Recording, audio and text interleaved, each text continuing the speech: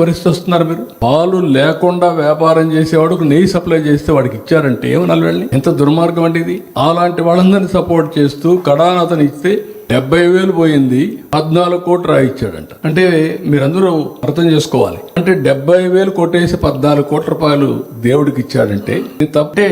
ఎక్కడికి పోతున్నాం? ఇలాంటి వాళ్ళు ప్రతిపక్షంలో ఉంటే, రాజకీయాల్లో ఉంటే కెన్ యూ అప్రిషియేట్? అలాంటి వాడికి ఎంత బాధగా ఉంటుందో ఆలోచించాలి. That is the problem with politician, political thinking. సెంగయ్యని కారు కింద ఎక్కిచ్చేసి లా అండ్ ఆర్డర్ సమస్యలు క్రియేట్ చేసి కడాన వాళ్ళ భార్యను పిలిపించి ప్రభుత్వం యొక్క అంబులెన్స్లని తీసేపి చంపేసే పరిస్థితికి వచ్చారు. This are all very very, ఒక విధంగా చెప్పాలంటే దౌర్భాగ్యమైన పరిస్థితులు ఈ రాష్ట్రంలో. ఎప్పుడు నేను చాలా మంది రాజకీయాల్లో చూసాను కానీ ఇలాంటి రాజకీయాలు ఎప్పుడు నేను చూడలేదు. ఏది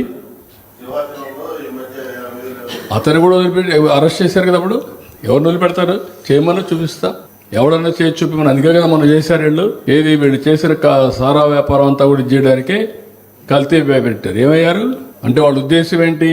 అక్కడ ఎవరో ఒక అతను తెలుగుదేశాన్ని మేనేజ్ చేసేస్తే, బురద వేసేస్తే నేను కడుక్కుంటానని, కడుక్కునేసే పరిస్థితిలో లేవు, క్షాళన చేసేస్తాం. అదే చేశాం. ఇప్పుడు ఏమనండి, ఇంకొక పక్కన ఏలూరులో ఒక అతను వేరే హెల్త్ ప్రాబ్లం చనిపోతే అతను కూడా నకిలీ మందని 3 రోజులు వాయించి వదిలిపెట్టాం. ఇప్పుడు మాట్లాడుతున్నారా?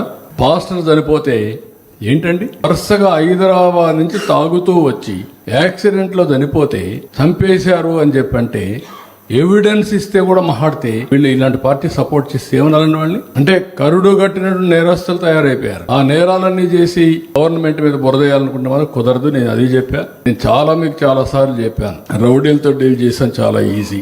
లేకపోతే కమ్యూనల్ వైలెన్స్ కంట్రోల్ చేశాం, ఫ్యాక్షన్స్ వన్ సైడ్ కంట్రోల్ చేశాం. రాజకీయ ముసుగు వేసుకొని నేరాలు చేసి కావాలని హెరాస్ చేస్తానని మాట్లాడితే చాలా సమస్యలు ఉంటాయి. ప్రజలు అర్థం చేసుకోవాలి. నేరం ఎవరు చేసినా అది నేరమే, వాళ్ళకి తప్పకుండా పనిష్ చేస్తారు. నెల్లూరు సిటీ చాలా పీస్ఫుల్ గా ఉండేది, కానీ ప్రస్తుతం మొత్తం నేరం.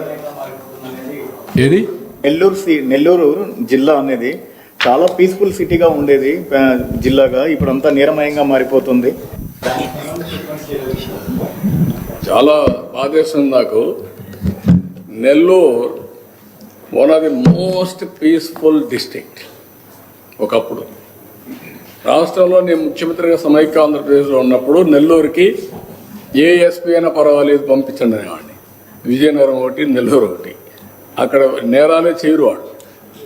అలాంటి జిల్లాలో ఈసారి లేడీ డాన్స్ కూడా తయారైపోయారు. హత్యలు కూడా చేసే పరిస్థితికి వచ్చేసారు. హత్యలు చేపించే పరిస్థితికి వచ్చారు. గంజాయి అమ్మే పరిస్థితికి వచ్చారు. What you say? అంటే అంత లీనియంట్గా తీసుకొని ప్రశాంతమైన జిల్లాలను కూడా నేరమైన జిల్లాలుగా తయారు చేయగలిగారు. ఆంధ్రప్రదేశ్ ఎప్పుడు మీరు గుర్తుపెట్టుకోవాలి, ప్రశాంతమైన రాష్ట్రమే. ఎప్పుడూ ఇక్కడ పెద్ద సమస్యలు ఉండేటివి కాదు. ఒరిజినల్గా రాయలసీమలో ఫ్యాక్షన్స్ ఉండేటివి, తెలంగాణలో ఏజెన్సీ ఏరియాలో తీవ్ర సమస్య ఉండేది, మిగిలిన ప్రాంతం అంతా ప్రశాంతంగా ఉండేది. ఈస్ట్ గోదావరి, వెస్ట్ గోదావరి ఎప్పుడు చిన్న క్రైమ్ జరిగేది కాదు. అలాంటి జిల్లాల్లో కూడా ఈ మధ్య ప్రాబ్లమ్స్ వచ్చే పరిస్థితి వచ్చి అన్ని కంట్రోల్ అవుతాయి, matter of time. Sir Nellore జిల్లాలోనే పెంచలై అనే వ్యక్తిని గంజాయి మూకలు హత్య చేశారు. దీనికి పెంచలై అనే వ్యక్తిని గంజాయి మూకలు హత్య చేశారు. దీనికి అన్ని పార్టీలు కూడా బంద్ చేశాయి. ఆ ఫ్యామిలీకి ఏమన్నా గవర్నమెంట్ నుంచి ఏదన్నా అండగాని ఏదన్నా సహాయం గానీ ఏమన్నా చేస్తారు? నేను చూసి చెప్తాను, ఏదైనా హెల్ప్ చేస్తాను. Sir, Jagan has made serious allegations. He's saying in the TDP government right now, it looks like how he's comparing you to Joseph Goebbels basically. He's comparing you to Joseph Goebbels, the chief for the Nazis. ఇవన్నీ ఏంటి? ఇవన్నీ ఏంటి? Facts కదా. అలాంటి వాళ్ళకి ఇవన్నీ గ్లోబల్స్ అయినా నడుస్తాయి. రాష్ట్రం బాగుపడితే చూసి ఓరవలేని వాళ్ళకందరికీ గ్లోబల్స్గానే కనపడుస్తాయి. దానికి ఎవరైనా సమాధానం చెప్పలేరు. వేరే ఆ కరెంట్ ఛార్జీలు పెంచకుండా పోవడం కూడా గ్లోబల్ ప్రచారమేనా? మొన్న కూడా 35,000 కోట్లు వేయాలన్నా అంటే 9,000 కోట్లు కరెంటు వాడకుండా క్యాపిటల్ కాస్ట్ పే చేశారు అని చెప్తే కూడా గ్లోబల్ ప్రచారం. అది తప్పు కదా. అది అదే వేరే దేశంలో ఏంటే 9,000 కోట్లు పబ్లిక్ ఎక్స్చెక్కర్ ట్యాక్స్ పేయర్స్ మరి నీది కూడా ఉంది అట్లా. మీ వాటా కూడా 1 పైసానో 2 పైసలో 10 పైసలు ఉంటుంది. ఈ రాష్ట్రంలో మీరు భోజనం చేస్తున్నారు, ట్యాక్స్ కడుతున్నారు, మీ డబ్బులు కూడా దాంట్లో ఉంది. ఎందుకు పే చేస్తున్నారు? రాజకీయ నాయకులు బాధ్యత లేదా? This is where people has to think. Sir గత ప్రభుత్వంలో చూసుకుంటే జిల్లాలు కొత్త జిల్లాలు ఏర్పాట్లు అయితే చేశారు కానీ కనీసం ఆ జిల్లాల్లో మౌలిక వసతులు కూడా లేని పరిస్థితి చేశారు. దాంతోపాటు కొత్త జిల్లాలో కేంద్రాల్లో కూడా అద్భుతమైన వైసీపీకి సంబంధించిన పార్టీ కార్యాలయాన్ని అయితే కట్టుకోగలిగారు కానీ ఏర్పాటు జరిగిన జిల్లాల్లో మాత్రం కనీసం అధికారులు కూర్చోడానికి వసతులు కూడా లేని పరిస్థితి ఉంది. అన్నీ ఉన్నాయి.